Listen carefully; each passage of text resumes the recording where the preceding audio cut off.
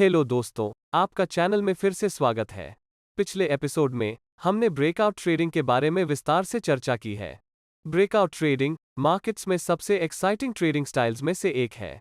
आप प्राइस को एक रेंज के भीतर कंसोलिडेट होते हुए देखते हैं और फिर जब प्राइस उस रेंज से बाहर ब्रेकआउट होते हैं तो आप ट्रेड में एंटर करते हैं और एक मजबूत प्राइस मूव का लाभ उठाते हैं। और अक्सर जब प्राइस रेंज में फंस जाती है तो ये कुछ मोमेंटम के साथ उस कंसोलिडेशन रेंज से बाहर निकल जाती है, जिससे ट्रेडर्स को अच्छी प्रॉफिट पोटेंशियल मिलती है। लेकिन ब्रेकआउट्स का एक ईवल ट्विन है जो सभी ब्रेकआउट ट्रेडर्स के लिए एक कर्स है, और ये फॉल्स ब्रेकआउट्स के अलावा कोई नहीं है। यदि आपने कभी ब्रेकआउट्स का ट्रेडिंग किया है तो आप इस सिचुएशन को पहचानेंगे जब आपको लगता है कि आपने बड़ी प्राइस मूव पकड़ ली है, लेकिन इसके बजाय मार्केट आपके खिलाफ हो जाता है और आपको अपने ट्रेड से बाहर कर देता है। तो हम ब्रेकआउट और फॉल्स ब्रेकआउट के बीच अंतर कैसे बता सकते हैं? ऐसे कई टूल्स हैं जिनका ट्रेडर्स यूज करते हैं, लेकिन पहली बात जो मुझे आपको बतानी है वह यह है कि आप फॉल्स ब्रेकआउट से पूरी तरह से बच नहीं सकते हैं। कई बार ऐसा होता है कि सेटअप कितना भी अच्छा क्यों ना हो, आप अभी भी फॉल्स ब्रेकआउट्स में फंस जाएंगे। लेकिन आप फॉल्स ब्रेकआउट्स में फंसने की संभावना को कम कर सकते हैं। हमारे पास कुछ प्राइस एक्शन के तरीके और कुछ टिप्स हैं जिनका उपयोग आप फॉल्स ब्रेकआउट्स में फंसने की संभावना को कम करने के लिए कर सकते हैं। इसलिए पहली टिप जो मैं आपके साथ शेयर करना चाहता हूं वह है पावर मूव्स का पीछा करना बंद करना, या एरियाज ऑफ वैल्यूज में पावर मूव्स का पीछा करना बंद करना। आखिर पावर मूव्स क्या होते हैं? मैंने पावर मूव्स के बारे में इस कोर्स के एपिसोड 6 में बात की थी जब हमने रिवर्सल्स के बारे में चर्चा की थी। यदि आप बड़ी कैंडलस्टिक्स के साथ एक मजबूत प्राइस मोमेंटम देखते हैं तो यह एक पावर मूव है। यदि प्राइस एक ऐसे लेवल से ऊपर जाती है जिसमें कोई पुलबैक नहीं होता है और फिर ये सपोर्ट या रेजिस्टेंस जैसे किसी एरिया या प्राइस लेवल को तोड़कर ऊपर जाता है, तो मेरा सजेशन इस प्रकार के ब्रेकआउट्स का पीछा नहीं करना है, क्योंकि अक्सर मार्केट इन सिचुएशंस के तहत रिवर्स हो जाएगा। मुझे इतना यकीन क्यों है? मैं आपको एक सरल एक्सप्लेनेशन देता हूं कि ऐसा आमतौर पर क्यों होता है। जब आप एक ऐसे बाजार का पीछा करते हैं जहां यह एक स्ट्रॉन्ग प्राइस मूव या पावर मूव बना रहा है, तो इन हायर प्राइसेस को सस्टेन करने के लिए कोई फ्लोर या सपोर्ट नहीं है। यदि आप चार्ट्स का एनालिसिस करते हैं तो मेजॉरिटी टाइम कीमतों में इस स्पेसिफिक टाइप की प्राइस एक्शन एग्जिबिट होती है जो ऊपर जाती है और फिर रिट्रेस होती है या पुल बैक करती है। इस प्रकार की प्राइस एक्शन में इन हायर प्राइसेस का सपोर्ट करने के लिए स्विंग लोज जैसे लेवल्स होते हैं। इसका क्या मतलब होता है? उदाहरण के लिए एक रेजिस्टेंस का मामला लें। यदि बाजार रेजिस्टेंस से रिवर्स हो जाता है तो उसे एक फ्लो या सपोर्ट मिल जाएगा जहां पोटेंशियल बाइंग प्रेशर प्राइसेस को अधिक बढ़ा सकता है। इस प्रकार की प्राइस मूव्स अधिक रिलायबल हैं क्योंकि वे इन राइजिंग प्राइसेस का सपोर्ट करने के लिए हायर स्विंग लेवल्स की एक श्रृंखला है। अब क्या होता है जब बाजार ने एक लेवल में एक पावर मूव दी है?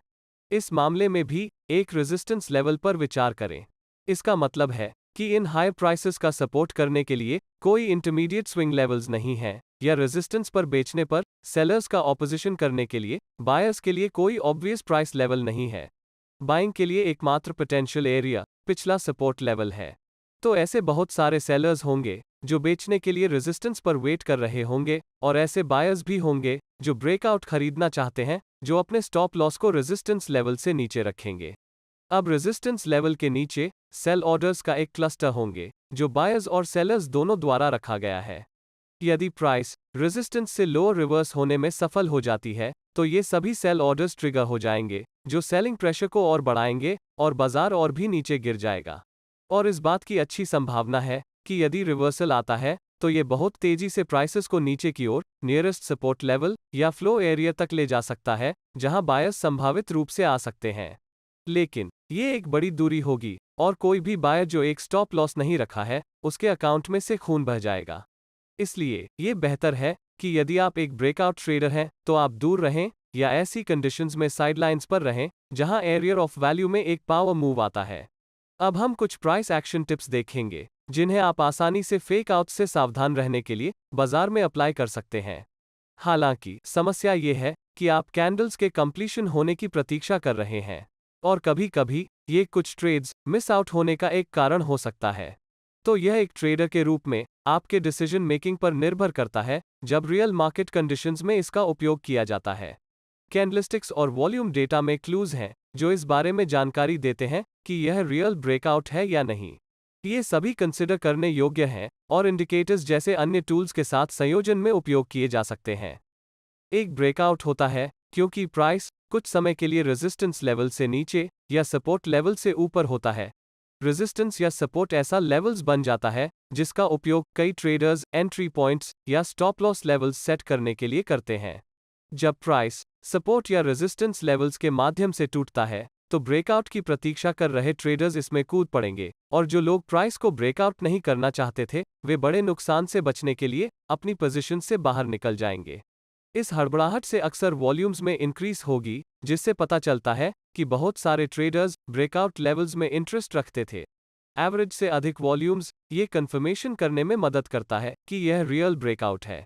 यदि ब्रेकआउट्स पर केवल स्मॉलर वॉल्यूम्स ही है तो वह लेवल बहुत सारे ट्रेडर्स के लिए महत्वपूर्ण नहीं हो सकता है, या ट्रेडर्स को उस विशेष लेवल के पास ट्रेड करने के लिए इंटरेस्ट नहीं है, या लेवल इंटरेस्टिंग नहीं है। इन लो वॉल्यूम के ब्रेकआउट्स के फेल होने की अधिक संभावना है। अपसाइड ब्रेकआउट्स के मामले में यदि ये फेल होता है तो प्राइस रेजिस्टेंस लेवल से नीचे गिर जाएगी। किसी सपोर्ट के डाउनसाइड ब्रेकआउट के मामले में, जिसे अक्सर ब्रेकडाउन कहा जाता है, यदि ब्रेकडाउन फेल होता है तो प्राइस सपोर्ट लेवल से ऊपर वापस आ जाएगी। कुछ मामलों में हाई वॉल्यूम्स में ब्रेकआउट के बाद भी ब्रेकआउट डायरेक्शन में फिर से चलने से पहले प्राइस अक्सर ब्रेकआउट लेवल पर रिट्रेस हो जाएगी या पुल बैक हो जाएगी। ऐसा इसलिए है क्योंकि शॉर्ट टर्म ट्रेडर्स अक्सर इनिशियल ब्रेकआउट्स खरीदते हैं लेकिन फिर प्रॉफिट्स के लिए बहुत जल्दी एग्जिट करने का प्रयास करते हैं।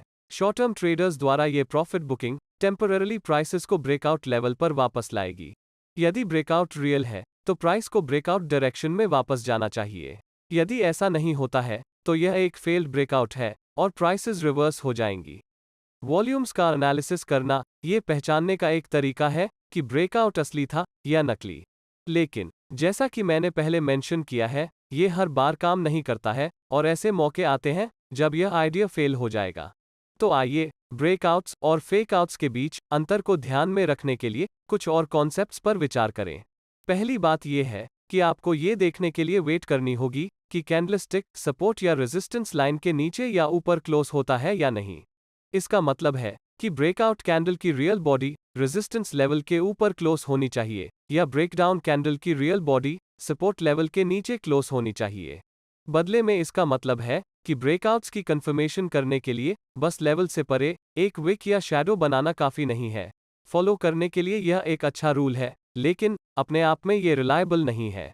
दूसरा पॉइंट यह है कि आपको सपोर्ट या रेजिस्टेंस लेवल से परे कैंडल के क्लोज होने का इंतजार करना होगा और फिर आपको प्राइस के ब्रेकआउट लेवल पर वापस आने या पुलबैक होने का इंतजार करना होगा और फिर ब्रेकआउट की डायरेक्शन में प्राइस आगे बढ़ना होगा और ये कैंडलस्टिक ब्रेकआउट कैंडल से परे क्लोज होनी चाहिए।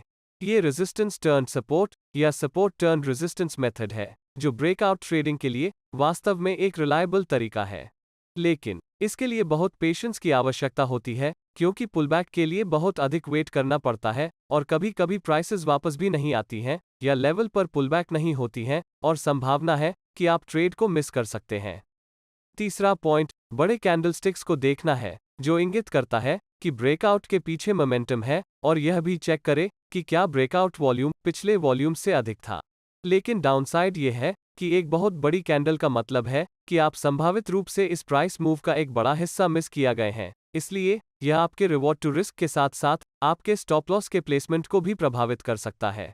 समझने के लिए अंतिम पॉइंट यह है कि आपको मार्केट स्ट्रक्चर में प्राइस बिल्डअप की तलाश करनी होगी जो कि एक टाइट कंसोलिडेशन या रेजिस्टेंस लेवल में एक असेंडिंग ट्रायंगल के समान हाई लोज हो सकता है या एक डिसेंडिंग ट्रायंगल के समान सपोर्ट लेवल में लोअर हाइज हो सकती है, जो क्रेडिबल पैटर्न्स हैं जो हाई प्रोबेबिलिटी वाले ब्रेकआउट ट्रेड्स दे सकते हैं। आप उनके बारे में पिछले एपिसोड से और जान सकते हैं। अब हम एक इंडिकेटर का उपयोग करके ब्रेकआउट कंफर्मेशन प्राप्त करने का एक फास्ट तरीका देखेंगे। यह एक इमीडिएट येस और नो कंफर्मेशन देगा कि क्या हम इस ब्रेकआउट पर भरोसा कर सकते हैं या नहीं।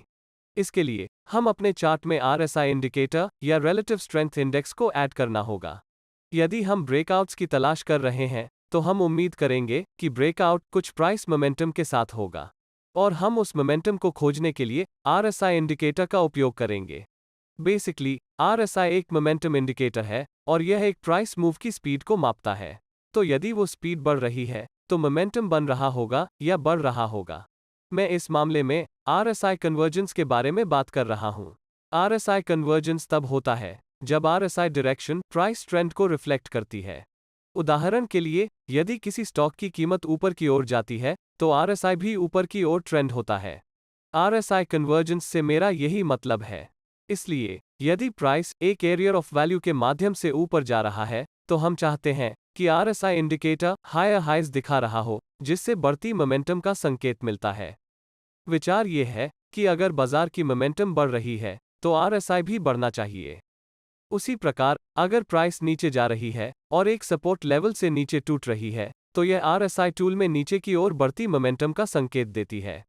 बेरिश और बुलिश दोनों सिग्नल्स के लिए ये कंफर्मेशन आमतौर पर अधिक यूजफुल होती है जब RSI की पीरियड 14 या उससे अधिक होती है।